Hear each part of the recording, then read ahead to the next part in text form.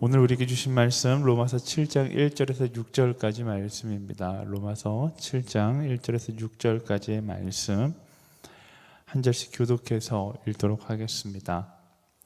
형제들이여, 내가 율법을 알고 있는 사람들에게 말합니다. 여러분은 율법이 사람이 살아있는 동안에만 그 사람을 지배한다는 것을 알지 못합니까? 결혼한 여자가 그 남편이 살아있는 동안에는 법으로 남편에게 매여 있으나 그 남편이 죽으면 남편의 법에서 벗어나게 됩니다. 그러므로 남편이 아직 살아있을 때 여자가 다른 남자에게 간다면 간음한 여자라 불릴 것입니다. 그러나 만일 남편이 죽으면 그 법에서 벗어나게 되므로 다른 남자에게 가더라도 간음한 여자가 되지 않습니다. 그러므로 내 형제들이여, 여러분도 그리스도의 몸으로 인해 율법에 대해 죽은 자가 됐습니다. 이것은 우리가 다른 분, 곧 죽은 자 가운데서 살아나신 분에게 속해 하나님을 위해 열매를 맺게 하려는 것입니다. 우리가 육신에 있을 때는 율법으로 인한 죄의 정욕이 우리 지체 속에서 작용해 죽음에 이르는 열매를 맺게 했습니다. 그러나 이제는 우리가 우리를 올가매던 것에 대해 죽었으므로 율법에서 벗어났습니다. 그러므로 우리는 성령의 새로운 것으로 섬기고 문자에 의한 해묵은 것으로 섬기지 않습니다. 아멘. 제가 기도하고 함께 말씀 나누도록 하겠습니다. 사랑하는 주님, 이 시간 하나님의 말씀 우리가 함께 나눌 때에 이 말씀 가운데 하나님의 음성을 듣고 깨닫고 깨달은 대로 살아갈 수 있는 용기를 허락하여 주시옵소서. 사랑하는 예수님의 이름으로 기도합니다. 아멘. 아무리 좋은 법이 있다 할지라도 그 법에 대한 오해가 있다라면 결국 그 법은 나의 자유를 억압하는 법으로 느껴질 수밖에 없습니다. 어떤 사람에게는 나를 보호하는 법, 예를 들자면 무단횡단할 때 벌금을 내는 것이 교통사고로부터 우리를 보호해주는 좋은 법이다라고 생각하는 반면에, 또 누군가 뭐든지 빨리빨리 가야 하고 기다리지 못하는 사람들에게는 나를 억압하는 법이다라고 느껴지게 되어 있는 것이죠. 법이 잘못된 것이 아니라 법을 바라보는 시선이 그 법이 악법인지 의로운 법인지를 결정하게 되는 것입니다. 근데 악법이라고 생각하는 사람에게 아무리 이 법에 대해서 의롭다 이야기해도 그 사람에게 끊임없이 그 법은 악법이에요. 왜냐하면 그가 그 법을 어기기를 원하거나 혹은 그 법을 이미 어겼기 때문에 아무리 그 법이 좋다고 이야기해도 그 사람에게 느끼기에는 좋지 않은 법이라고 느끼게 되어 있는 것이죠. 율법에 대한 잘못된 시선도 이와 같습니다. 사실 율법은 사람을 살리는 법이었죠. 끊임없이 죄의 유혹을 따라 살아가던 이스라엘 민족에게 죄의 유혹을 떠나서 하나님을 따라 살아갈 수 있는 가이드라인이 바로 율법이었습니다. 다시 말하면 죄로 물들어서 죄를 따라가는 사람들로 하여금 하나님을 따라가는 방법을 알려주는 것이 바로 율법이었죠. 그런데 사람들은 하나님께로 율법을 따라서 가는 것이 아니라 오히려 그 법의 굴레 안에서 서로를 정죄하고 말씀을 따라가는 것이 아니라 오히려 율법의 노예로 살아가면서 이제 율법에 대한 부담감을 느끼기 시작한 거예요. 율법은 하나님께로 인도하는 법이었는데도 불구하고 율법이 내 삶을 올가매는 족쇄가 되어 버린 것이죠. 왜냐하면 율법을 바라보는 그 시선 자체가 너무나 악했고, 더 나아가 그 율법을 이미 어긴 채 살아가는 죄인이었기 때문에 그렇습니다. 그래서 그 율법을 향한 잘못된 시선을 끊어내고 은혜를 통해 우리를 건지심으로 죄로부터 우리를 멀리하기 위해서 예수님께서 이 땅 가운데 오신 것이었죠. 그리고 죽으심으로 율법을 통한 구원이라고 여겨졌던 기존의 관념을 무너뜨리고 예수 그리스도를 믿는 믿음으로 구원에 이르게 된다. 바로 그 믿음으로 구원에 이르게 하신 사건이 십자가 사건이었던 것입니다. 그로 인해 더 이상 우리는 율법의 노예로 살아가는 것이 아니라 예수 그리스도의 사랑의 법 안에서 자유함으로 살아갈 수 있게 된 것입니다. 이것이 사도 바울의 편지에서 또 로마서에서 계속 발견하게 되는 복음의 비밀인 것이죠. 하지만 유대인들이 이런 기존의 고정관념에서 벗어나는 것이 쉽지만은 않았던 것 같아요. 마치 출애굽을 한 이스라엘 백성이 예굽을 그리워하듯이 끊임없이 노예로 살아가는 것이 죄의 노예로 살아가는 것이 더 편하다라고 고백했던 것이 사도 바울이 만난 현실이었습니다. 사도 바울은 그런 유대 사람들을 보면서 굉장히 답답했던 것 같아요. 여러분들도 사도 바울의 편지를 보면서 느끼지만 사도 바울은 계속해서 반복해서 이야기합니다. 이 복음의 비밀, 우리는 율법의 매인자가 아니라 사랑의 법을 따라 살아가는 자다. 왜? 예수 그리스도의 십자가로 인해 우리는 믿음으로 구원에 이르기 때문이다 라고 끊임없이 이야기하는 것이죠. 반면 계속해서 유대인들은 과거로 돌아가려는 회귀 본능을 가지고서 노예로 살아가는 것이 좋사오니 왜 나한테 이러냐 이러면서 사도 바울과 계속 갈등을 빚게 됩니다. 사도 바울은 계속해서 이야기하는 것이죠. 왜 스스로 노예로 살려고 하느냐. 사도 바울이 민족을 사랑한 만큼 이 복음에 대한 메시지도 더욱더 강조되게 되어 있었던 것입니다. 오늘 말씀 1절에서 3절까지 말씀 함께 읽어볼까요? 1절에서 3절 시작. 형제들이여, 내가 율법을 알고 있는 사람들에게 말합니다. 여러분은 율법이 사람이 살아있는 동안에만 그 사람을 지배한다는 것을 알지 못합니까?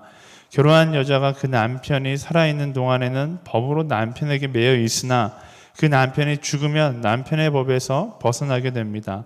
그러므로 남편이 아직 살아있을 때 여자가 다른 남자에게 간다면 간음한 여자라 불릴 것입니다. 그러나 만일 남편이 죽으면 그 법에서 벗어나게 되므로 다른 남자에게 가더라도 간음한 여자가 되지 않습니다. 아멘. 사도 바울은 율법을 남편에, 그리고 우리를 그 여인에 비유하면서 남편이 사라졌기 때문에 더 이상 그 여자를 정죄할 명분이 없다, 더 이상 율법의 효력이 존재하지 않는다라고 이야기합니다. 사도 바울이 율법의 효력에 대해서 끊임없이 이렇게 존재하지 않는다라고 이야기하는 것은 율법의 효력 안에 있으면 예수 그리스도의 은혜를 발견할 수 없기 때문에 그렇습니다. 하나님으로 인도하기 위해 존재한 율법이었는데 그 율법에 대한 잘못된 이해가 오히려 하나님과의 거리를 멀어지게 만들고 더 나아가서 예수 그리스도라는 메시아를 발견하지 못하게 만들기 때문에 그렇습니다.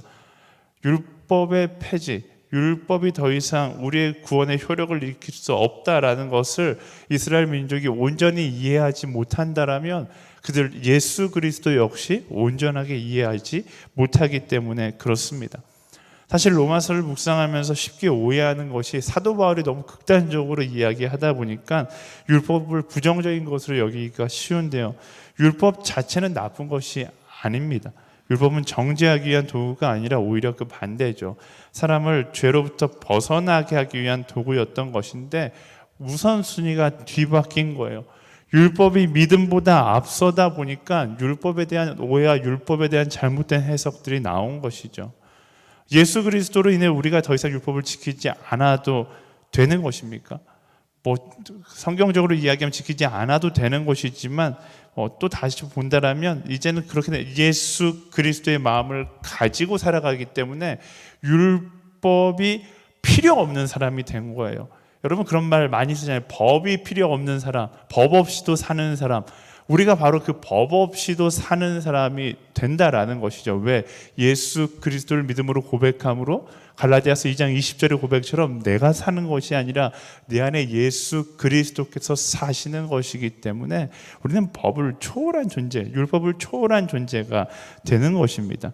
사도 바울이 그토록 율법이 아닌 예수 그리스도를 부르짖는 이유는 바로 본질과 비본질의 자리가 뒤바뀌어 있는데 그것을 다시 본질을 앞세우자라고 이야기하고 있는 것입니다. 본질이 앞서면 비본질은 당연히 따라오게 되어 있는 것이죠. 쉽게 예를 들면 착하게 살면 천국에 간다. 이건 율법적인 정의예요. 하지만 예수 믿으면 착해진다라는 말은 맞습니다. 왜? 이것이 사랑의 정의이기 때문에 그래요. 예수 그리스도가 내 안에 계시면 율법이라는 것은 내게 억압할 수 있는 것은 아니지만 내 삶 가운데 자연스럽게 그 사랑의 법 가운데 율법들이 행해지게 되어 있는 것이죠. 그래서 저희가 로마서를 통해서 무엇을 바라봐야 하는가? 우리가 바라봐야 하는 건 바로 예수 그리스도이시다라는 사실입니다. 우리는 예수 그리스도를 믿는 그 믿음에 더 집중해야 하고 예수 그리스도의 그 사랑의 법에 더 집중해야 하는 것입니다. 그러면 모든 비본질적인 것들이 따라오게 되어 있는 거예요. 이스라엘 민족들이 본질을 바라보지 않고 비본질을 바라보다 보니까 예수 그리스도는 보지 못하고 내 삶 가운데 끊임없이 율법으로부터 오는 정죄를 했었던 것처럼 우리는 반대로 본질이신 예수 그리스도를 바라봄으로 우리 삶에 명확한 하나님께서 인도하시는 그 길을 발견할 수 있어야 한다라는 것입니다. 모든 문제의 답은 예수 그리스도인 거예요. 말씀을 떠났고 하나님을 떠났기 때문에 어쩌면 우리의 삶이 복잡해지는 것입니다. 아담과 하와가 하나님의 말씀의 법을 떠났을 때 그들의 인생이 흔들리는 것을 우리는 창세기 가운데 묵상하잖아요. 오늘도 마찬가지예요. 우리가 예수 그리스도라는 그 말씀을 떠나가면 우리 인생은 흔들리게 되어 있어요. 여러분 새벽에 나와서 아침부터 기도하잖아요. 우리는 엄청나게 많은 기도 제목들을 가지고 있습니다. 그런데 한 가지 생각해 봐야 할 것은 왜 나의 기도 제목들이 이렇게 많아지는가라는 부분이에요. 물론 세상을 향한 나의 사랑하는 이들을 향한 중보도 있지만 그 이전에 나의 중심이 흔들리면 흔들리는 나의 인생 가운데 너무나 많은 불안한 것들이 보이게 된다라는 것이죠. 그 중심에 예수 그리스도가 있을 때 오히려 비본질적인 것들은 다 따라오게 되어 있어요. 마태복음 6장 33절 먼저 그 나라와 그 의를 구하라 그리하면 이 모든 것을 너희에게 더하시리라. 예수 그리스도라는 중심을 가진 자들에게는 이 모든 것을 더하시겠다라고 말씀은 분명히 약속하고 있는 것입니다. 우리의 삶 가운데 먼저 예수 그리스도를 붙잡을 수 있는 그런 하나님의 사람들, 예수 그리스도인들로 살아갈 수 있게 되기를 예수님의 이름으로 축원합니다. 이어지는 말씀에 보면요, 본질을 붙잡은 자로서의 사명에 대해서 이야기합니다. 4절 말씀 함께 읽어볼까요? 시작. 그러므로 내 형제들이여 여러분도 그리스도의 몸으로 인해 율법에 대해 죽은 자가 됐습니다. 이것은 우리가 다른 분, 곧 죽은 자 가운데서 살아나신 분에게 속해 하나님을 위해 열매를 맺게 하려는 것입니다. 아멘. 열매를 맺게 하려는 것입니다. 하나님을 위해 열매를 맺는 삶이 된다라고 이야기하는 것이죠. 어쩌면 이전까지의 삶은 율법을 지키지 못해 쩔쩔 매는 인생이었는데 예수 그리스도를 믿는 믿음으로 그 율법을 초월해 이제는 내 죄 때문에 쩔쩔 매는 인생이 아니라 생명의 열매를 맺는 인생으로 거듭나게 된다라는 것을 이야기하고 있는 것이죠. 예수 그리스도를 믿는 믿음은 말씀드렸듯이 율법을 초월한 삶을 살아가게 되는 거예요. 세상의 염려를 넘어서는 인생을 살아가게 되는 것입니다. 그 믿음이 더욱 굳건히 고백되어진다라면 우리는 세상의 염려를 위해서 살아가는 것이 아니라 먼저 그 나라 그를 위해서 그 사명을 위해서 살아가게 되는 것입니다. 사랑하는 여러분, 믿음이 있는 자들은 예수 그리스도를 믿음으로 고백하는 사람들은 세상의 염려로 인해서 신앙이 흔들리는 수준에 머물러 있어서는 안 되는 거예요. 내 신앙의 고백으로 인해 세상의 염려가 사라지는 것을 경험하는 사람들이 바로 그리스도인이고 그것이 정상적인 것입니다. 율법에 놓여있던 시절에는 율법에 매여서 하루하루 살기가 허덕이는 인생이었다라면 이제는 열매 맺는 인생이 되어야 하는 거예요. 구원받는 것에 집착하는 인생이 아니라 이제는 그 구원을 넘어 그 구원 가운데로 초대하는 인생이 되어야 하는 것입니다. 간혹 대학생들, 신앙의 초신자들을 보면은 날마다 이 구원의 문제 때문에 힘들어요. 선생님, 내가 구원 받은 걸까요? 내가 구원 받은 걸까요? 우리는 그런 구원에 대해서 고민하는 단계를 넘어서 예수 그리스도가 내 안에 계심으로 열매 맺는 하루하루를 살아갈 수 있어야 하는 것이죠. 사랑하는 여러분, 구원받는 것 가운데 그 구원의 자리로 사람들을 초청할 수 있는 열매 맺는 인생 되기를 예수님의 이름으로 축원합니다. 초대교회가 그렇잖아요. 예수 그리스도로 인해서 거듭난 사람들이 모인 초대교회는 어땠습니까? 더 이상 이기적인 교회가 아니었어요. 자신의 삶의 문제만을 염려하는 사람들의 공동체가 아니었습니다. 아니, 오히려 자신의 삶에 대한 모든 염려를 내려놓았던 공동체가 초대교회의 모습이었잖아요. 그리고 뭘 하는 데 집중했습니까? 말 그대로 열매 맺는 데 집중했어요. 은혜를 나누는 것에 집중했어요. 자기의 삶 가운데 풍성한 은혜를 끊임없이 나눔으로 그 은혜가 끊임없이 재생산되어지고 사람들에게 전달되는 공동체가 바로 초대교회의 모습이었습니다. 여러분의 하루는 어떻습니까? 열매를 맺고 있습니까? 아니면 여전히 이기적인 시선에 얽매인 인생을 살아가고 있습니까? 사랑하는 여러분, 열매는요, 성경에 나타난 열매는 스스로를 위해서 맺는 것이 아니에요. 열매라는 건 그것을 먹는 사람이 있는 거잖아요. 누군가를 위해 맺는 것이죠. 본질이 회복된 사람은 예수 그리스도의 사랑을 나누게 되어 있는 것이죠.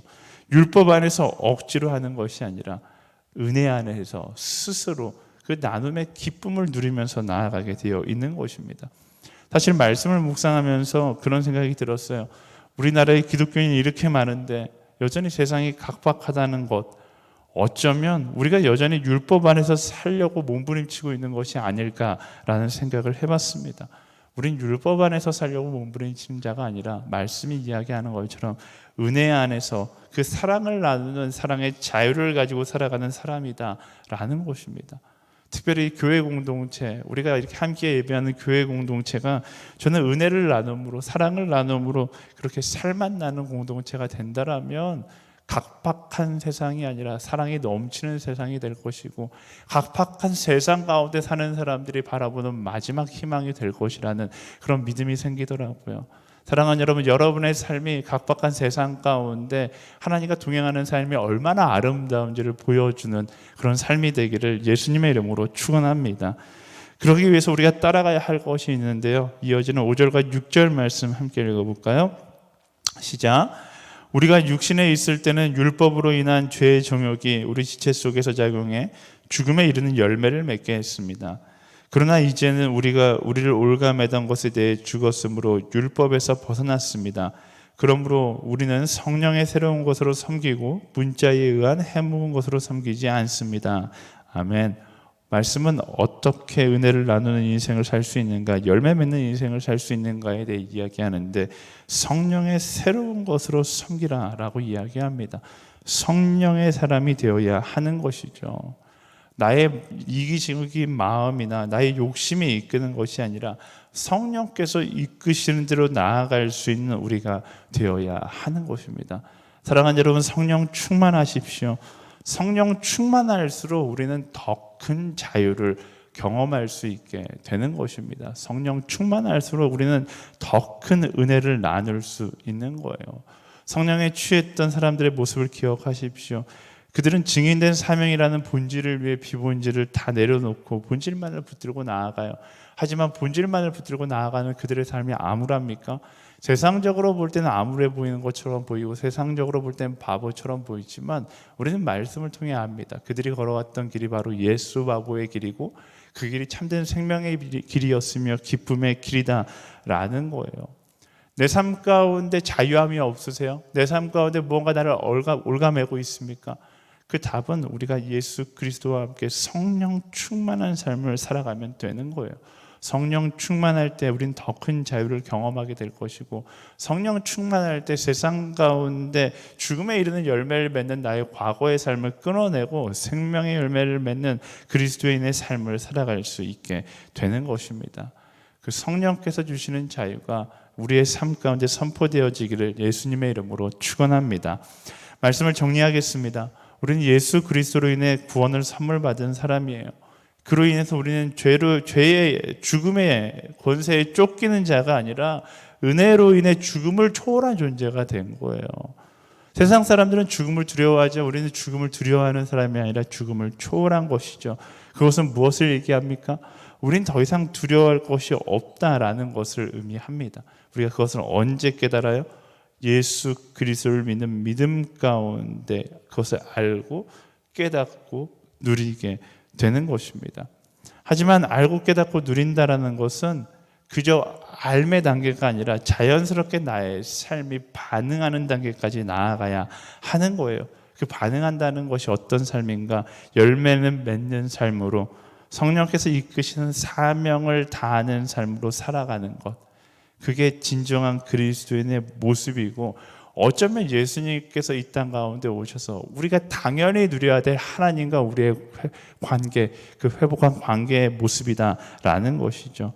사랑하는 여러분, 예수님의 십자가 은혜의 사건이 헛된 것이 되지 않는 본질을 확실히 붙잡고 내 안에 예수 그리스도와 함께 성령과 함께 하나님께서 허락하신 그 자유를 누리며 열매 맺는 삶을 살아갈 수 있게 되기를 예수님의 이름으로 축원합니다.